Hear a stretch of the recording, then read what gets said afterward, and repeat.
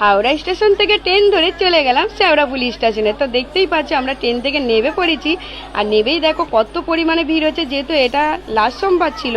আর এবছরে দেখো 5টা সোমবার পড়েছে, তাও লাস্ট সোমবারে ভালোই ভিড় হয়েছে। আর আমার ঈশান সোনা দেখো গামছা নেওয়ার জন্য বায়না করছে, যেহেতু সবার গায়ে গামছা আছে এই জন্য ওর একটা ছোট্ট থেকে গামছা দিয়েছি। ও যেরকম ছোট্ট মানুষ, ওরও একটা ছোট্ট থেকে গামছা দিয়েছি। আর দেখো এত আনন্দ হচ্ছে, আনন্দতে দেখো একজনের গায়ে ধাক্কা লেগে গেল। কি আনন্দ করছি কি বলো তোমাদের। আর আরও আনন্দ হতো যদি তোমাদের দাদা ভাই যেত আমাদের সাথে।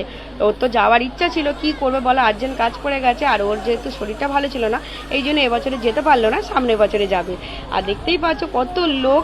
আর দেখো আমি 1 বছর শাড়ি পরে গেছিলাম, প্রচুর অসুবিধা হয়েছিল, এই জন্য এবছরে আমি কুর্তি পরে গেছি, চুড়িদার। তা চুড়িদারটা পরে গেছি, সত্যি খুবই সুবিধা চুড়িদার পরে গেলে।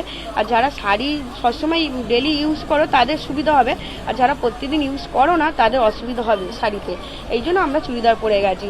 আর সত্যি খুবই আনন্দ করছি। আর এবার আমরা গিয়ে বাবার মাথায় জল ঢালার জন্য অনেক কিছু কিনবো, ঘট কিনবো, অনেক কিছু কিনবো। আর গঙ্গার ঘাটে নামার আগে আমরা যেহেতু খেয়ে নেবো, তারপরে গঙ্গার ঘাটে নামবো। আর ওরা দেখো খুবই আনন্দ করছে, যেহেতু বাঘ নিয়ে যাচ্ছে। আর আমার ঈশান সোনাকে আমি বললাম যে এবার কিন্তু দৌড়াতে হবে, কিন্তু দৌড়াতে তবে আনন্দ বেশি লাগবে। তারপরে ওরা দেখো স্টেশনে এখন থাকতে দৌড়াতে আরম্ভ করে দিয়েছে। আর আমাদের ব্লগ ভিডিও যদি ভালো লেগে থাকে লাইক কমেন্ট শেয়ার করতে ভুলো না। যারা ইউটিউব থেকে দেখছো সাবস্ক্রাইবার করে দিও, আর কমেন্টে লিখে দিও জয় বাবা তারকেশ্বর জয়। তো চলো আবার অনেক কথা হবে পরের ব্লগে, তোমরা দেখতে থাকো ব্লগ ভিডিও, অবশ্যই ভালো লাগবে। আর রাধে রাধে, হরে কৃষ্ণ।